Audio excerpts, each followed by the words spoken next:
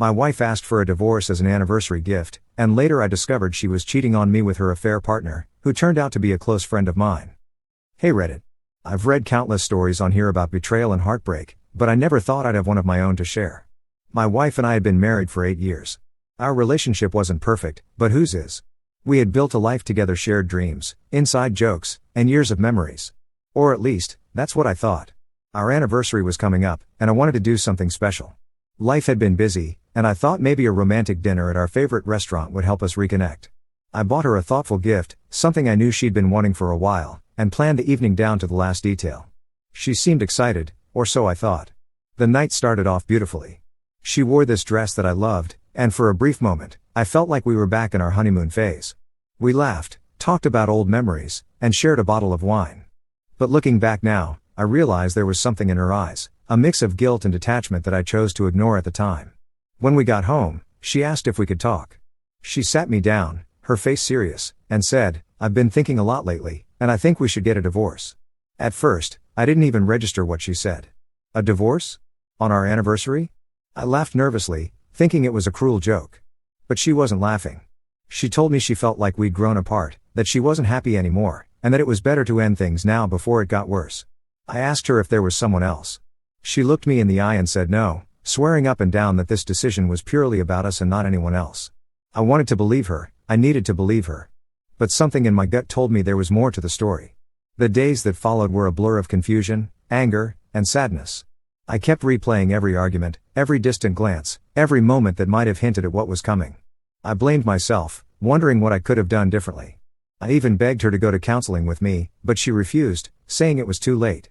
About a week after that devastating conversation, I ran into an old college friend of mine, Jake, at a local bar. Jake and I used to be inseparable. He was the best man at my wedding, but over the years, we drifted apart. It was one of those friendships where you pick up right where you left off, even after months or years of no contact. We started catching up, and I casually mentioned the divorce. Jake seemed surprised, almost too surprised. He asked a lot of questions, some of which felt oddly specific, like if I thought my wife was seeing anyone else or if we'd had trust issues. I brushed it off, thinking he was just trying to be supportive. But later that night, I couldn't shake the weird feeling I got from our conversation. Something wasn't adding up. Then came the real gut punch. While scrolling through social media, I stumbled across a photo of Jake and my wife together. It wasn't a romantic picture, at least not outright, but they looked way too comfortable with each other. The caption from one of Jake's friends said something like, "Look who's making moves." I felt sick. My heart was pounding as I stared at the photo, trying to convince myself it wasn't what it looked like. But deep down, I knew. The next morning, I confronted my wife. She denied it at first, of course. Said I was being paranoid and that I needed to stop jumping to conclusions. But when I showed her the photo, her face went pale. That was all the confirmation I needed. After hours of back and forth, she finally admitted it. She had been seeing Jake for months, maybe longer. She insisted it had nothing to do with her decision to ask for a divorce, that their relationship started after we were already having problems. I didn't believe a word of it. The betrayal hit me like a freight train. My wife and my best friend, two people I trusted with everything, had gone behind my back and destroyed the life I thought we were building together. I was a mess for a while. I didn't eat, didn't sleep, and avoided everyone. But after a few weeks of wallowing, something inside me snapped. I realized I couldn't let them win. I couldn't let their betrayal define me. The first thing I did was hire a lawyer. I wasn't about to let this divorce be on her terms. My lawyer was ruthless, and we went after everything, our house, our savings, even our dog. I wasn't trying to be petty, I was just done being the nice guy who gets walked all over. Next, I focused on myself. I joined a gym, started therapy, and threw myself into work. I reconnected with old friends, some of whom had suspected the affair long before I did. It felt good to have people in my corner who truly cared about me. One of the most satisfying moments came when I ran into Jake at a party a few months later. He looked like he'd seen a ghost when he spotted me. I walked up to him, calm as ever, and said, "Thanks for showing me who you really are." Then I walked away. The look on his face was priceless. As for my ex-wife and Jake, their relationship didn't last long. Turns out, building a relationship on lies and betrayal isn't exactly a recipe for success. Now, I'm in a much better place. The divorce is finalized, the house is mine, and I'm even seeing someone new, a woman who makes me feel like I'm worth something. Looking back, I'm grateful for the pain, as strange as that sounds. It taught me to value myself and never settle for less than I deserve. Sometimes, the worst moments in life lead to the best chapters. Update. First, I want to say thank you to everyone who commented and messaged me after my original post. The support and advice I received were overwhelming and helped me see that I wasn't alone in this. It's crazy how many people have dealt with similar betrayals. After my wife admitted to the affair, I couldn't let go of the nagging feeling that there was more she wasn't telling me. Something about her story just didn't add up. She claimed it was only a few months, that it started after we began having marital issues, but her timeline felt suspiciously convenient. I needed the full truth, not the sanitized version she wanted to feed me. So, I did something I never thought I'd do. I went through her phone while she was in the shower. I felt sick to my stomach as I scrolled through her messages, but I had to know. What I found was worse than anything I could have imagined. There were texts between her and Jake that dated back over a year. Some were mundane, like asking what he was up to or planning to meet for coffee, but others were explicit, detailing times they'd hooked up. They even joked about how easy it was to lie to me and sneak around. The level of disrespect was staggering. One message stood out. It was from a family trip we took to the mountains last summer. While I was off hiking with our kids, she'd sent Jake a picture of herself by the cabin and captioned it, "Wish you were here instead of him." That broke me. She had taken what was supposed to be a cherished family memory and twisted it into something ugly. I also found emails between them. These weren't just casual notes, they were love letters. She told Jake how he made her feel alive and how she hadn't felt that way in years. She even mentioned wanting a future with him, hinting at leaving me long before she brought up divorce. The betrayal ran deeper than I ever thought possible. Jake hadn't just been at my house during their affair, he'd shared meals with us, celebrated birthdays, and even played with our dog. He wasn't just my wife's affair partner, he was my so-called best friend. I confronted my wife again, showing her the messages and emails. This time, she couldn't deny it. She broke down, crying and apologizing, saying she didn't know why she did it and that she never meant to hurt me. But her tears didn't move me. The damage was done, and I was done listening to her lies. I forwarded everything to my lawyer, who assured me this would strengthen my case. Knowing I had concrete proof gave me a sense of control in a situation where I'd felt completely powerless. Another update. After uncovering the full scope of the affair, I knew I couldn't let Jake off the hook. He had betrayed me in ways I didn't think were possible for someone I considered family. So, I reached out to him and demanded a face-to-face conversation.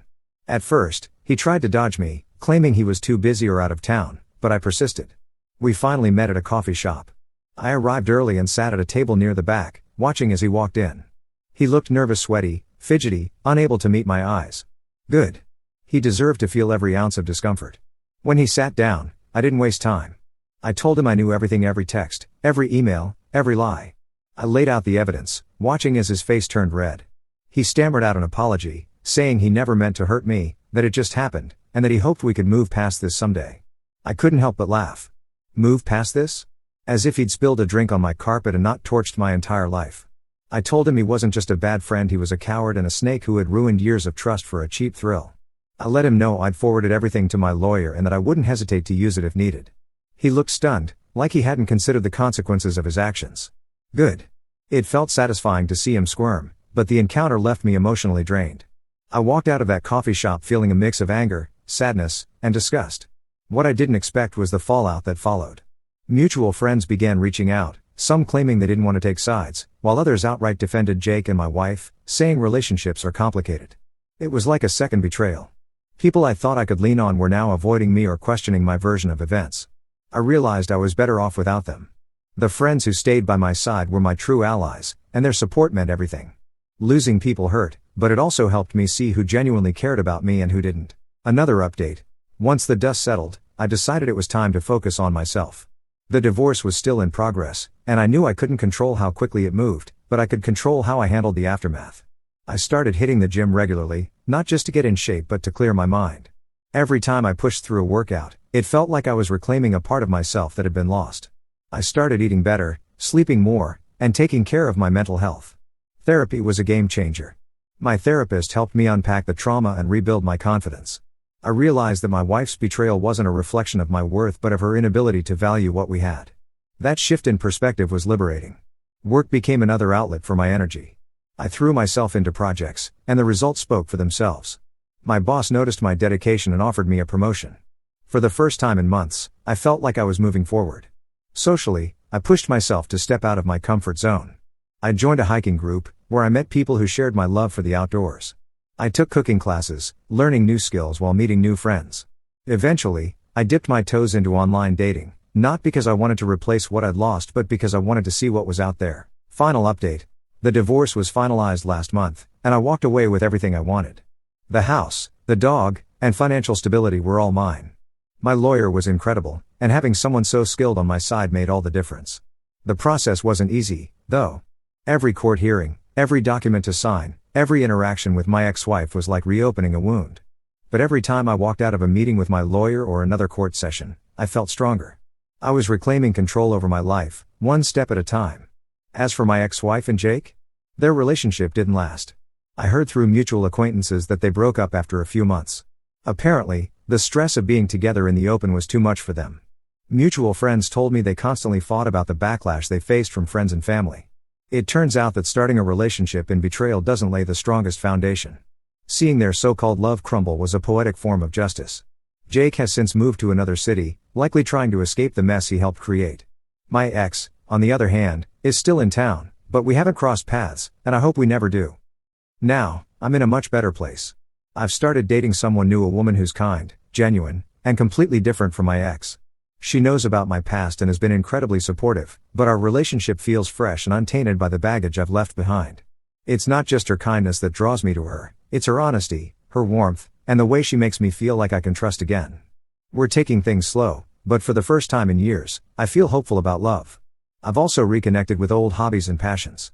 I took up photography again, something I hadn't touched in years.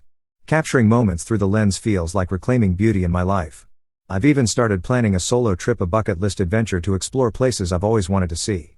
Traveling has always been a dream, but now it feels like a symbol of my freedom and growth. Looking back, I can see the lessons in the pain. Betrayal taught me to value myself and set boundaries. It reminded me that I deserve honesty, loyalty, and respect, and that settling for anything less isn't an option. The past doesn't define me, but it has shaped me into someone stronger and more self-aware. This chapter of my life is closed, and the new one is shaping up to be even better. For anyone reading this who's been through something similar, just know that it gets better. The pain doesn't define you, but how you move forward does, and moving forward, for me, feels like the greatest victory of all.